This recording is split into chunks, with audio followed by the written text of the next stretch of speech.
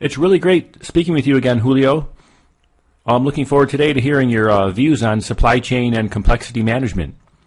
My first question is, can you please provide a bit of context for complexity management within supply chain? Yes. Good morning or afternoon or evening. I think the background is that customers are increasingly demanding more and more customized solutions in terms of products and service everywhere.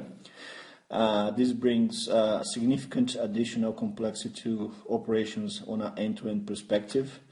Of course, supply chain is there that needs to deliver then at the end of the day with higher and higher service level expectations.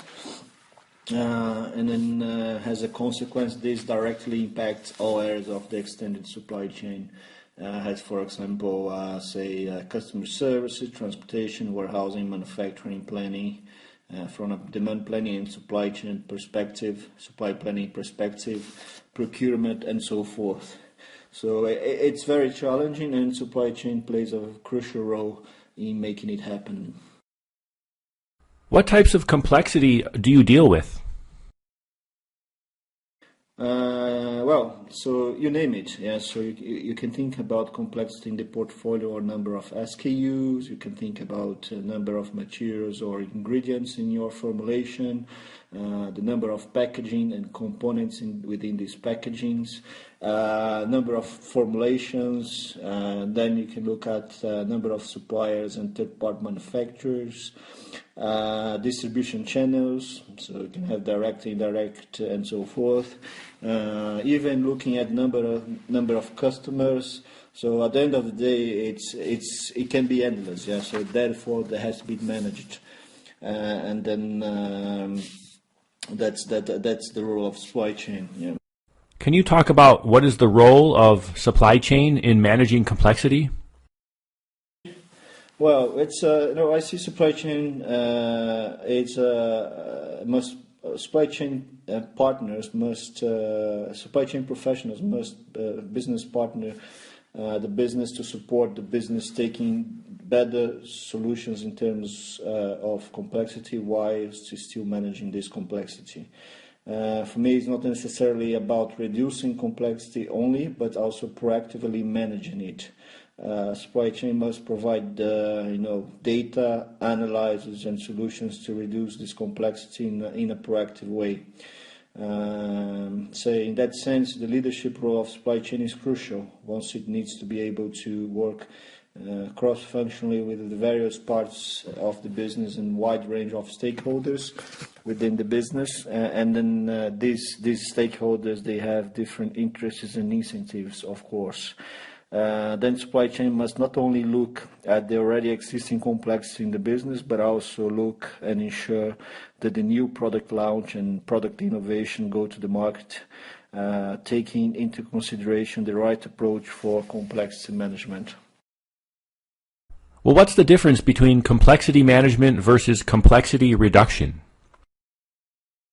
Well, that's a very good question.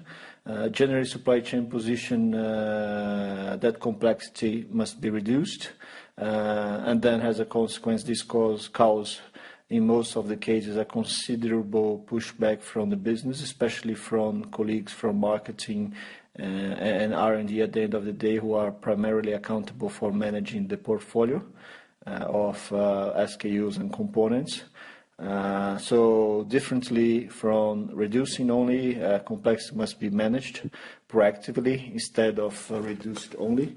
And that means harmonizing specifications, simplifying and merging SKUs, working collaborative with suppliers and customers, and a wide range of tools and techniques.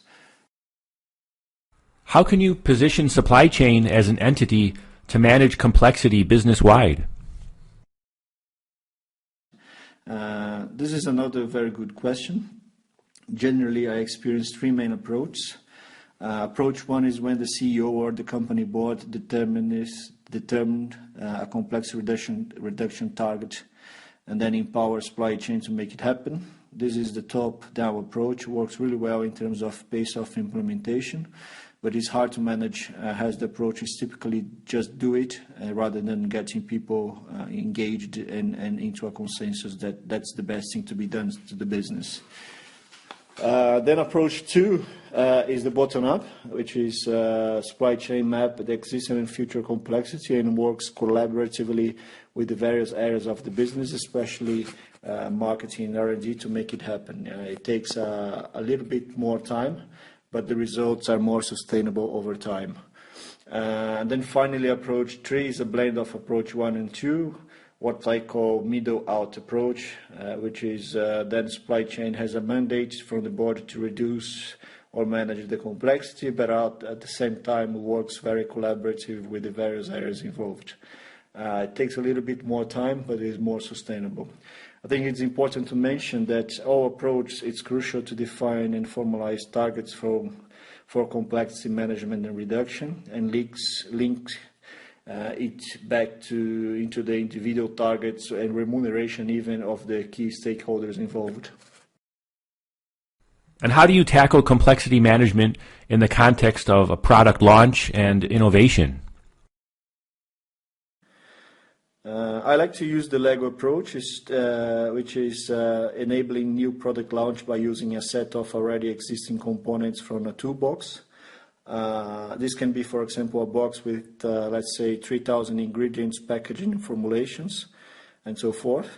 And then in case of new elements are needed, then one existing one out of the 3,000 elements in that example must be replaced by the new one. So it's, in short, this is the one in, one out concept. And then LEGO has been extremely successful in adopting this concept with unquestionable discipline. This has been recognized even as one of the key drivers for their turnaround process a few years ago. They were struggling lots with their increasing complexity in all aspects of their business. But I mean, at the end of the day, growing the business doesn't necessarily mean growing the complexity, and that's a very important point. The best organizations out there manage their complexity with a high degree of sophistication and discipline. And then you can think about, the big supply chain performance such as Apple, Amazon, Lego, Unilever, Procter & Gamble, and so forth. Yeah. Yes, they do have a complex and wide portfolio, but this portfolio, the complexity is being widely and very closely managed. And therefore, their supply chain react quite cost competitive with high levels of service, agile, flexible, and all the good things that we expect from a best-in-class supply chain. Can you provide us with some examples and highlights on a recent case study or case studies that you've worked on? Yes, of course. Over the last 10 years, I've been involved in leading in many of these projects. I will probably briefly tackle two of them.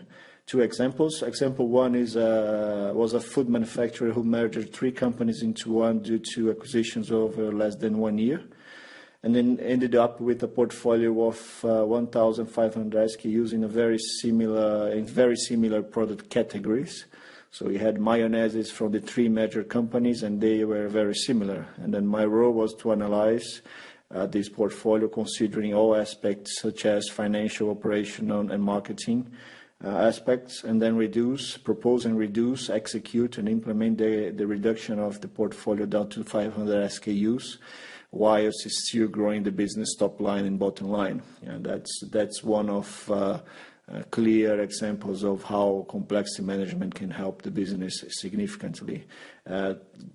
Certainly that bottom line, but also, at the same time ensuring that top line, the business is still growing quite rapidly. Example 2 was a fast-moving consumer good manufacturer with more than 30,000 SKUs. They wanted to reduce complexity in Europe by 40% in a period of over less than 2 years.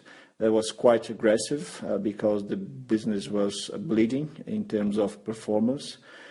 This involved over 20 countries operating more than 10 different product categories each.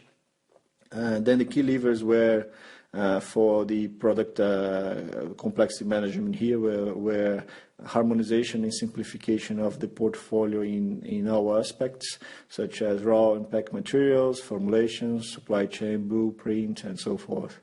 As you can imagine, it's important to mention that change management and leadership required in such a program, it's very considerable. And we have worked with both clients in these examples to bring this expertise, data management, and program leadership and change management.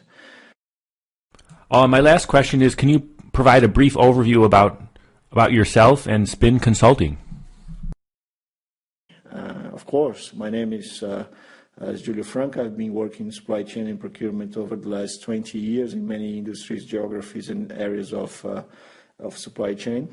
I am one of the partners of Spin Consulting, which is a niche supply chain consultants focused in delivering tangible, quick, and sustainable results for our clients. Our clients work in a variety and wide range of different industries. Please, I would like to invite you to visit our website, which is www.spinconsulting.net, or drop me an email at julio.franca@spinconsulting.net. I'll be delighted to further discuss and debate the subject, either with a real example or even a theoretical framework. And then finally, thanks for the opportunity, Dustin. I think you're doing a great job, and many congratulations. Just keep doing the good stuff. Thanks a lot, and wish you everyone a good day.